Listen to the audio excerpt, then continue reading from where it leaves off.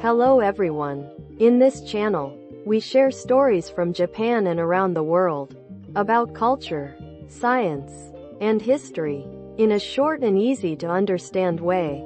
Today's topic is something you see every day in Japan. Bowing. For Japanese people, it feels completely natural. We bow at school, at work, and even when talking on the phone. But have you ever wondered why Japanese people bow? In many parts of the world, people shake hands, hug, or kiss when greeting each other. But Japan chose a different way, to lower the head, and behind this simple movement lies more than 1,000 years of spiritual and cultural meaning. To find the origin of bowing, we need to go back to ancient Buddhism. In the Nara period, when Buddhism was brought from China, people began to bow to Buddha as a sign of deep respect and humility. They lowered their heads and pressed their hands together, a gesture that represented faith and gratitude. Over time, this religious act turned into a daily habit among people, not just toward gods, but toward each other. Bowing was never about social rank. It was a way to express purity and beauty of the heart. During the Heian period, bowing became an important part of court etiquette among nobles. The angle of one's head, the way one moved the body, everything was defined in detail. A beautiful bow showed grace, dignity, and respect. It was no longer just a custom, but a way to express one's heart and understanding of others. From here, the Japanese idea of considering the other person took deep root in society. Then came the age of the samurai. For them, bowing was not only a sign of respect, it was a matter of life and death.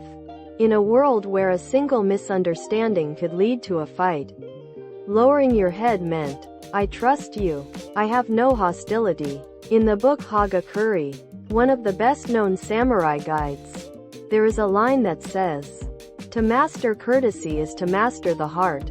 For the samurai, bowing was not a weak gesture, but a way to control emotion and maintain calm strength. In this way, bowing became a spiritual posture, a form of discipline and self-control. In the Edo period, the culture of bowing spread beyond the samurai class. In temple schools called terakoya, children were taught manners even before reading and writing. Through bowing, they learned how to live peacefully with others. The famous saying, "Begin with courtesy, end with courtesy," became part of everyday life. You can still see that idea today in kendo, tea ceremony, and judo. Every lesson starts and ends with a bow. When Japan entered the Meiji era, Western customs flooded into the country. Handshakes, kisses, suits, and foreign manners. But Japanese people never abandoned bowing. Why? Because bowing became Japan's silent language. Without words, you can show honesty, gratitude, and apology. It's a way to communicate sincerity, something very important to Japanese culture. Even modern psychology supports this. When we bow, our nervous system relaxes. It helps calm both body and mind. Bowing also avoids direct eye contact, reducing tension and encouraging peace. So bowing is not only polite, it is one of the most peaceful and human ways to express respect. But why has Japan continued this custom for so long, while other cultures have not? The reason lies in Japan's long tradition of harmony, called wa in Japanese. Western cultures tend to value self-expression, while Japan values balance and connection with others. That is why respect, distance, and reading the atmosphere became key parts of Japanese social life.